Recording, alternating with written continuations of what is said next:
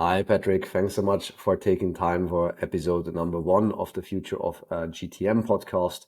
We ran a podcast before with 140 plus episodes in the 3 years before this one now. And maybe before I do name dropping of people nobody knows. So I let that with you, Patrick. Many people know you from LinkedIn already.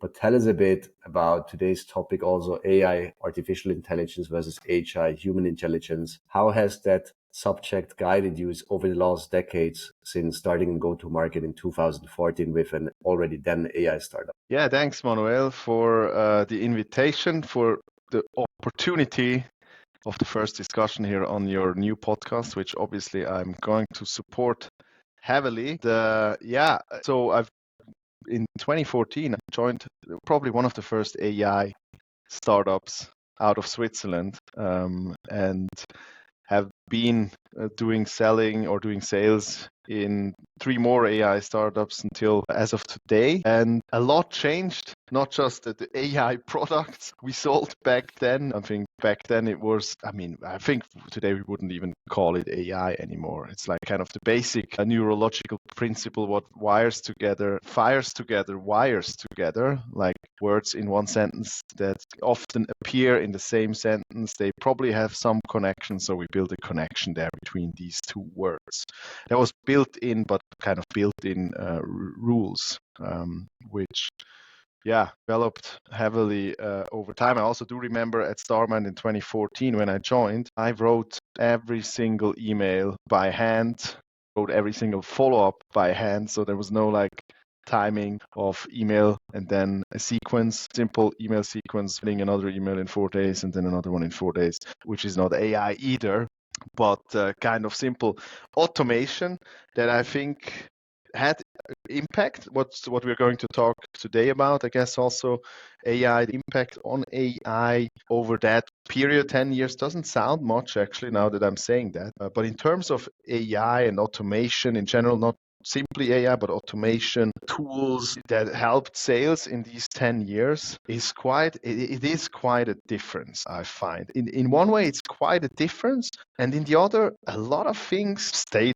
pretty much the same as well. I think it's a little bit of both, I would say. But we can dive into Yeah, very much so. And I think one point which you mentioned, like AI is helping salespeople. We're having this conversation offline a lot, right? Is it's really still helping people? And one thing I observed and discussed with many go-to-market leaders is if something works, like cold email, then it gets worked more by more people. And AI is amplifying that more people can now write a reasonably okay cold email, which was just not accessible before for people. So more cold emails get written in like 7-step sequences because you can automate it. So there's more capacity to like just have higher volume, which makes people receive more emails and also get more immune to cold email, which makes the channel work less. So to get the same results, we together had like 5 years ago, you need to send more email sequences with more steps to more people, which makes it work even less. And I had a serious conversation with a Silicon Valley go-to-market veteran.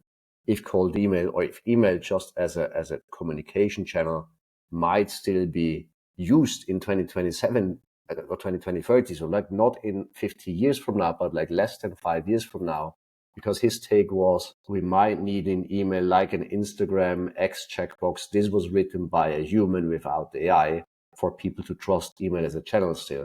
And the same thing is happening with LinkedIn. We see the first endeavors of cold calling AI tools like the AI SDR. We see even the same with like video voice messages in sequences now, which sound very human, but it's actually sent to 100 people and it's just changing the name. So like, hi, Patrick, hi, Manuel, but it's recorded once. How do you see the relationship between effectiveness initially and then the mechanism being worked more and the effectiveness of a channel or a mechanism decreasing over time due to AI? And how has that been accelerating or decelerating go-to-market effectiveness? Yeah, I think the relationship is actually this, that after a certain time, the quality expected or what still books meetings in terms of emails, what still books meetings, the expectation of a buyer is so much higher that really, again, only those people who then write really, really good emails can kind of stand out. So I think that's probably where it leads to, because from my personal history, when I joined at 2014, the first startups, my email started with, "Hey, I'm Patrick," or actually, we did write it from from our CEO's emails account. So it was like, "Hey, I'm Pascal Kaufmann, the CEO and co-founder of StarMind," and an email I would never write anymore like this. Yes. But I still remember back then the CTO of Siemens, a company with 300,000 employees, and the CTO, Friedrich Russwurm was his second name for sure. He answered, I mean, even from guys like him, I booked a meeting with an email like this. And today, if you look on, and then all the tools came, SalesLoft and Outreach and stuff, and emailing became so easy, so fast, so many people receive so many emails.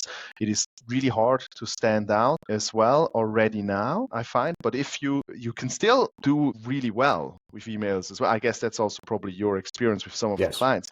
You can still do really well with emails, obviously depending a little bit what your ICP is. Some ICPs aren't as hardly targeted as others. Sales Leader is one of the heavily targeted ones, and also the ones with probably different expectations because they know what's going on in the sales space, right? So it is a bit of, we have to be cautious here depending on the ICP. We had ICPs that and ICP stands for Ideal Customer Profile. Yes, anybody and the nodding persona. SaaS Good. and all the acronyms. Okay, yes, that's the people we want to target, the company and the people we want to target. And if you have a person like a head of legal or head of, back then at one of the companies I worked at was head of public affairs, we had 70% reply and 20% booking rates from emails. That is so crazy because now you see like outbound geniuses on LinkedIn proudly sharing 3% reply rate, and they don't tell you if there were any positive ones in there. And we had this joke, right? Like, oh, like, Patrick, what's the new subject line? Is it still a quick question? No, this long question, it gives you like 35% higher yield. So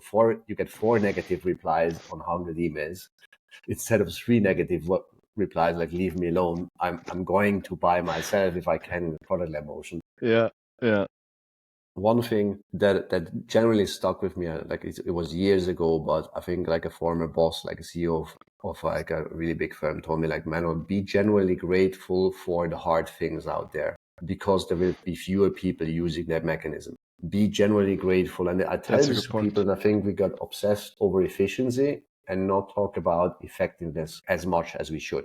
All the blueprints, how I created this perfect make workflow, ASDR, at scale thing for like 2 cents an email. If you are in the fields like we are, like 5-6 figure deal sizes, it doesn't matter how efficient you are. If you win, if you win a 100K ARR deal, yes, you can go for dinner and buy a bottle of wine and be drunk and have lunch the next morning if it works. And if you need to send a pair of sneakers or if you like whatever postcard, it doesn't matter. And I had this conversation with a founder recently, and I told them, like, yes, who's your ideal customer profile? And they said commercial real estate. Like, okay, so I made a quick search on LinkedIn Sales Navigator, not much else needed.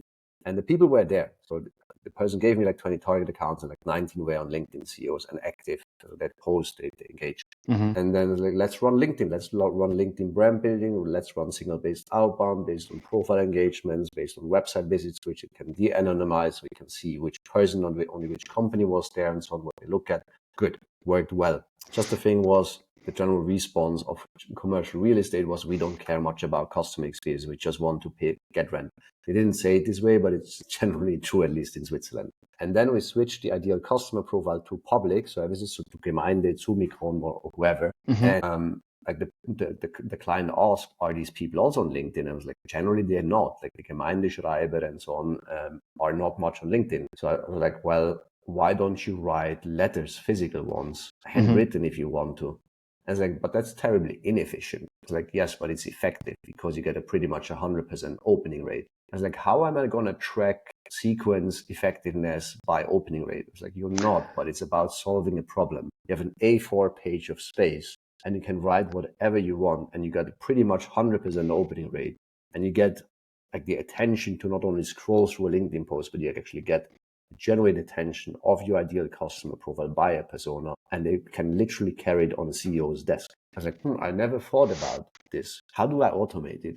It's like, you don't. You can. There's ways how to automate letters. It was called a Serienbrief in old times. Yeah. But my recommendation was like send 20 of those and walk by if these are generally like your top 20 accounts. Mm-hmm. How do you see attitude of salespeople and sales leaders evolving over time as well to have this gratitude that they can pick up the phone, that they can send a letter, that they can stay later at the conference and have a human conversation versus trying to hack their way and find a tech tool doing their job?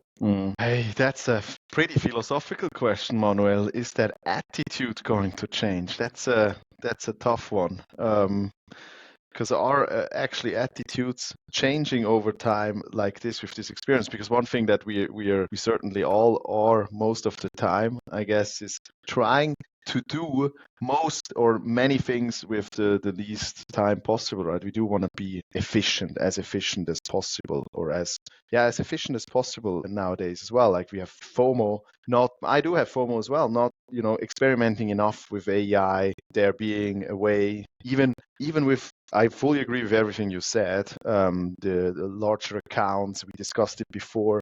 AI SDRs, is that reasonable if you have like 500 target accounts? Unlikely, right? I think very unlikely, because also the people who target these kind of accounts, they are all also, on the other hand, also mostly quite educated. They write well, right? They can write emails that actually differentiate. Whereas you have salespeople who target thousands of accounts.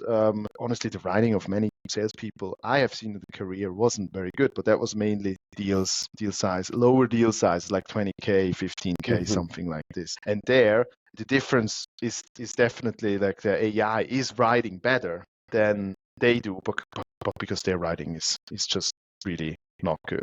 And AI writes kind of average, I would say, but people, I think it depends on what data you have. Obviously, the data is probably going to be decisive there as well. Do you have, let's say, a lot of data of great cold emails that it can train and fine-tune models potentially to do that as well very quickly? But there, I think a lot of technical knowledge will be needed as well. So I guess that's something, I mean, okay, that's not an ad, but that's something we probably, it is good to kind of dive into these more technical topics as well. How to end a big one, right? How to create workflows potentially with AI to test it, to do that. Even though, I mean, I've just seen an example.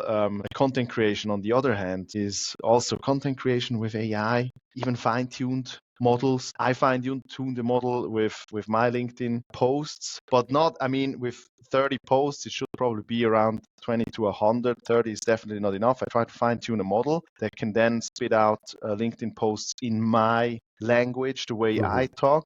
The posts make no sense that it creates. So I can prompt now. I even added like my vision, mission, like my statements, my values and stuff. But it doesn't work. It's not good. And if you don't have this, then content doesn't create any engagement. So we do see that AI creates average stuff. Like not maybe like in terms of quality above average, but what it writes is obviously based on the data that you find in the internet, which is average writing style, right? I think that's so essential. What he's saying there is like that AI writing is strongly dependent on input. And it always was true. Like in input, like you are what you eat, right? Du bist, was du isst in German. It's like what input defines output. And the mechanism, it's just a mechanism. So I find it really impressive what Jason Lemkin mentioned. It's like, hey, look, we built with Delphi.ai, the tool is called basically a digital Jason Lemkin, because it's like, look, I got tons of people who have questions for me and I cannot be everywhere and I don't want to be, quite frankly. And it's like, look, I was so surprised how well the AI is. And then the interviewer was like, how did you train the AI? Well, I fed it 12 years of source content. So yes, like hundreds of hours of interview content, plus posts, plus long form articles and so on. And like, look, even the CEO of HubSpot's AI is also great, but it's less trained. It doesn't have 12 years of data, but only like 6 months. The challenge I see when people use AI is like writing average stuff. They train it very badly. They don't know how to prompt it.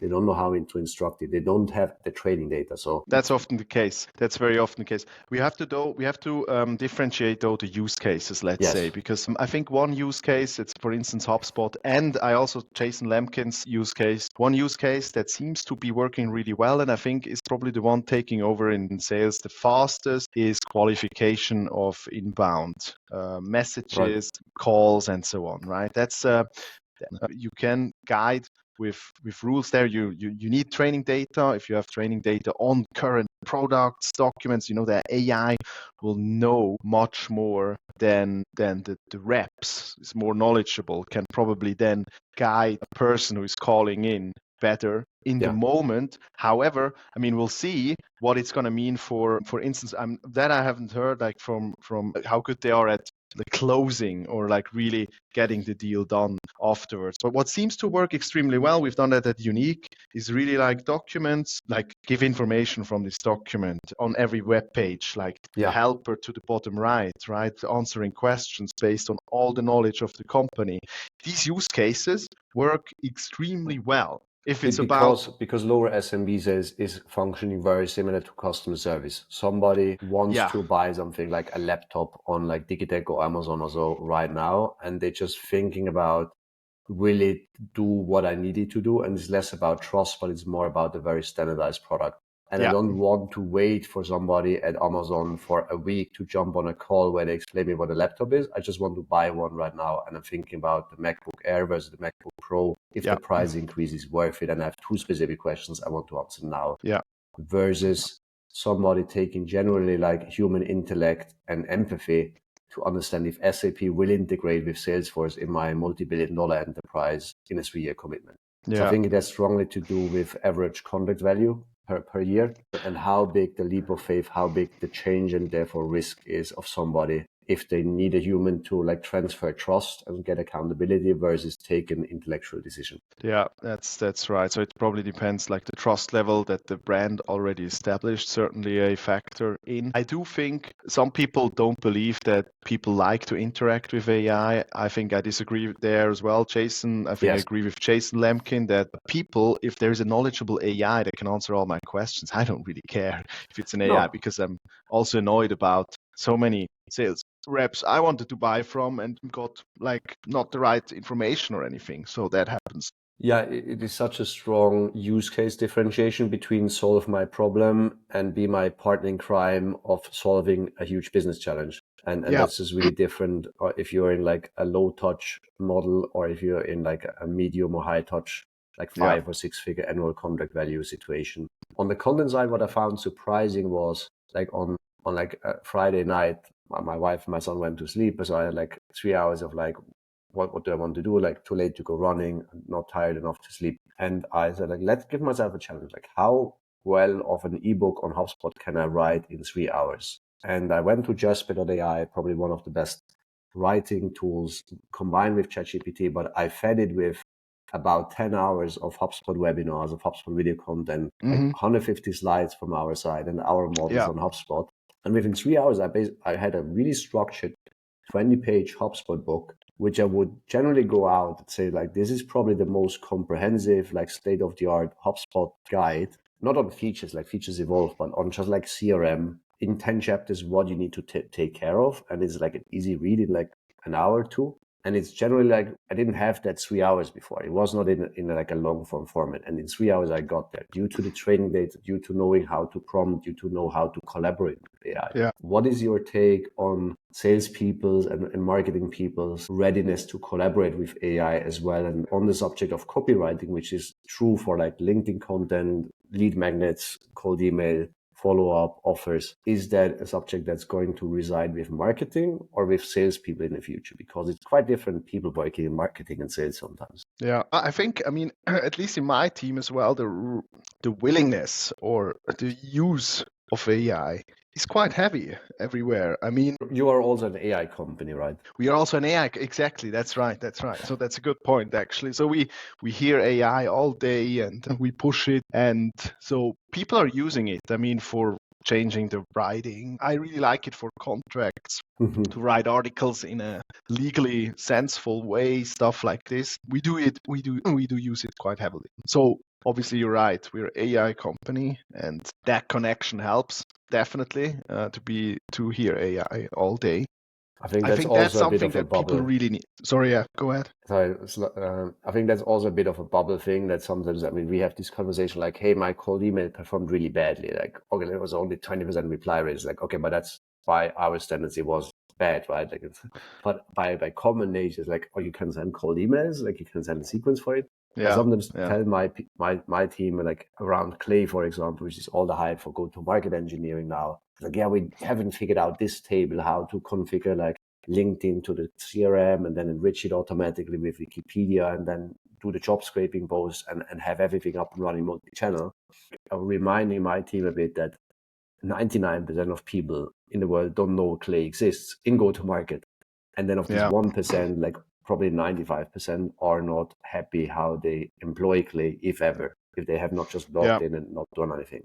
Yeah, and Clay also, I mean, Clay is also, I think, AI is not just entering a prompt into ChatGPT and get an answer, right? Because you can, as we talked about N8N, we talked about that tool you have been using, not sure how difficult that was, but Clay and other tools, they're actually not that easy to use. So you need to dive into it and work with it and stuff. So I do think what I see now, also I'm thinking about that too, is sales team and like the GTM engineering, or to have a GTM engineer who is focused on AI cases, because I do think there are lots of AI cases that salespeople would never think about, or yes, they use AI on the go, but not in a deep sense to automate certain processes potentially. There obviously, yes, we have to, and I think there is some potential definitely with the companies like the deal room, the digital sales room companies, that after like on that front, that certain things can be automated for the team,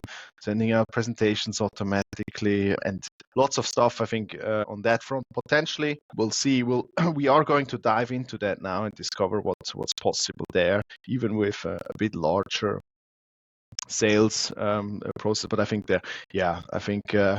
we have to, as a sales leader, you probably have to establish like a function that is diving into these cases, because people are not going deep. Yeah, I agree. Sure. I agree, and that's probably a separate episode on the emergence of like too many go-to-market tools. I think you don't need 170 conversation intelligence tools recording calls and making transcripts. Like 17 would be enough to choose from.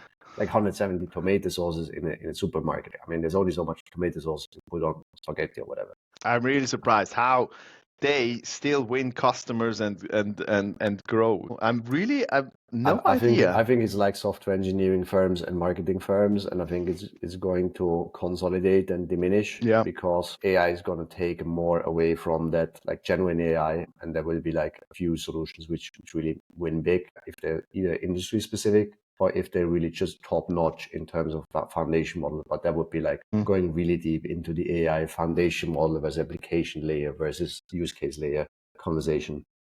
Yeah. On the hiring a go-to-market engineer, or however you call it, AI engineer, revenue operator, it was called before, the whole hype around Clay. I think it's hard to explain sometimes to people, especially like first-time sales leaders, that sales reps will not do this. Sales reps will not implement your CRM. Sales reps will not go into AI use cases. Sales reps are not the biggest copywriters. And the way, the visual that works best, at least for me to explain it, usually is like, what would you do if you meet a pilot with a screwdriver next to the plane? Like, I would send that guy away, because a pilot shouldn't be anywhere near an engine of a plane. He flies planes, right? Like, okay, cool. But that's what you're asking your head of sales to do if you ask them to implement HubSpot and set up Clay. What would you do if you get a blue collar guy in the cockpit of an airplane? Like, you would send the guy away, because he's probably not a people leader. He's probably not the best person to fly the plane. Like, what would you do with passengers, aka sales reps, if you meet them in the cockpit or with a screwdriver on a plane? You would send them away, because their job is not to build the plane and not to fly the plane. And the question I ask is like, okay, what are you doing right now? It's like, I hired a pilot and I expect them to eat for all the passengers as well and build the plane and repair the plane. Like, how's that going? Like, while we are our third head of sales right now, but AI might fix it. Probably not. Probably not. Maybe a question on outlook. I mean, now it's 2025. What do you see happening right now that you find really interesting with AI in go-to-market? Is it largely around automation? Is it about augmenting salespeople and marketing people? Or is it a completely new use case that sales and marketing people might not be required anymore? Can be like a nugget around cold calling, can be like a larger force around ecosystem-led sales or partner-led sales or AI agents talking to each other.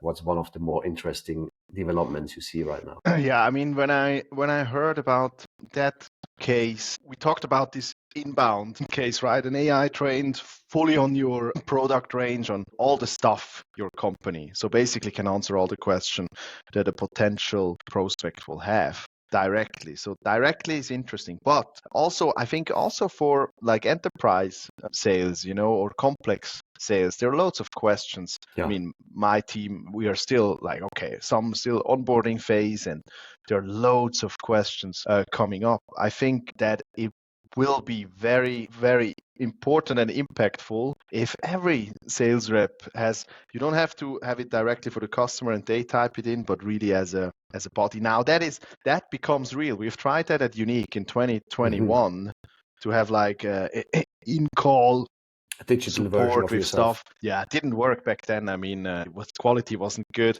but also in the call, yeah, it is tough. You don't want to be like distracted from this. But I can imagine if there is automatically a question from a prospect and somebody is writing you the answer down right away, Right. and you can use that potentially.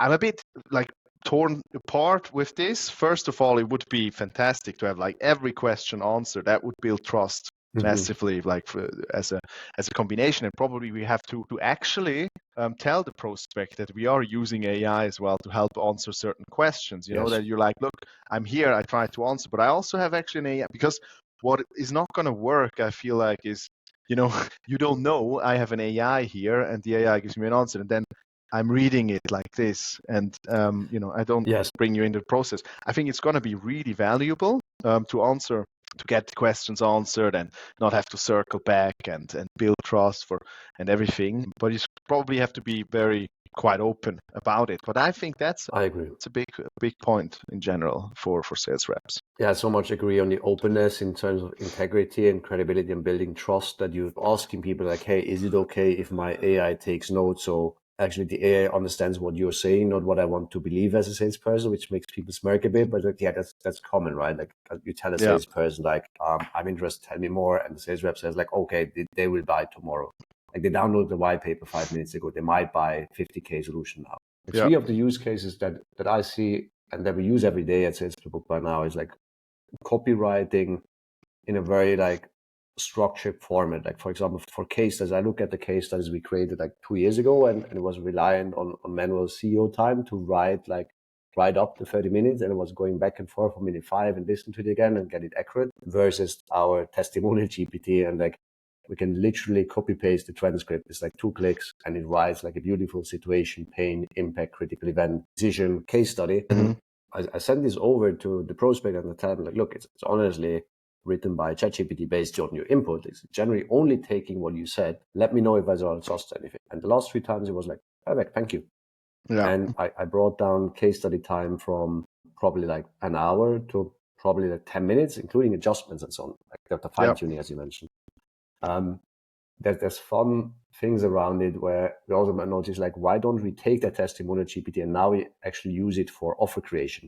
That besides like what we're going to do, we use that narrative, like which should be the future testimonial, and it's actually the same thing.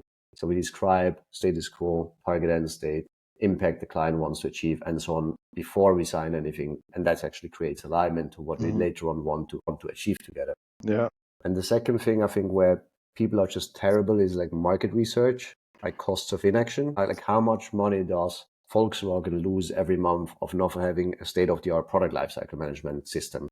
Like no sales rep knows. Like they could open an annual report, but it would take them days to read up on the subject and really understand the position of CFO versus plant manager versus product lifecycle manager versus IT versus compliance. If you train it and we build the cost of inaction GPT, you can simply tell it like, this is the target account, this is our account, this is like our solution, like the space, what the problem we fix, and this is the problematic status quo. So it can give you like pretty simple input, and it writes at least a conversation starter. It might not be the right thing, but at least Volkswagen, your person can disagree with it, and you have a conversation around losing money every day versus pitching features. So it's changing narrative. Yeah. So I think these are two really hands-on cases, and yeah, really looking forward to see what AI will bring and how adoption will be. That's, as in software as a service, always a big one.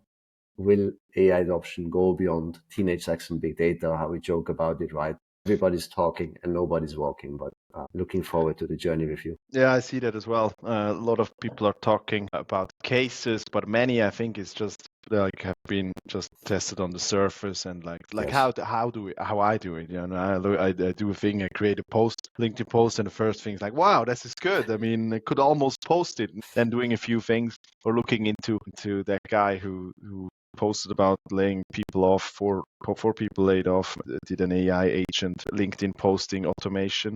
All the LinkedIn posts, zero engagement, like literally zero engagement since months. Yes. I don't think that is any help.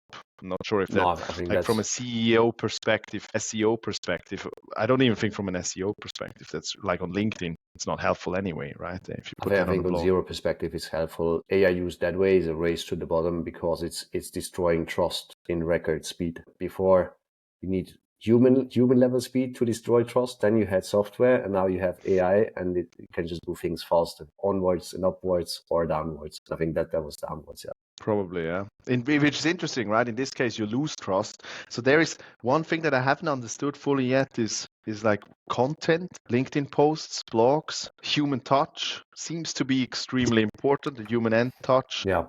With emails, with good data, the AI is writing really good emails, better than sales reps, as you said, in especially the fast traction thingies. But content seems hard. I mean, there seems to be Yes. an emotional, like storytelling part that AI. Not sure. I don't have the perfect data here either. Probably if you train it on the best LinkedIn post, Agree. like the best million LinkedIn posts, it might be good. Probably will. Yeah. Thanks so much for sharing. I'm sure we'll do another episode. There's surely enough topics to talk about. Thanks so much for sharing your insights after building go-to-market at by now 4 AI startups, and all the best for your journey with Taskbase, and talk soon. Thanks a lot, Manuel. It was a pleasure. Talk soon.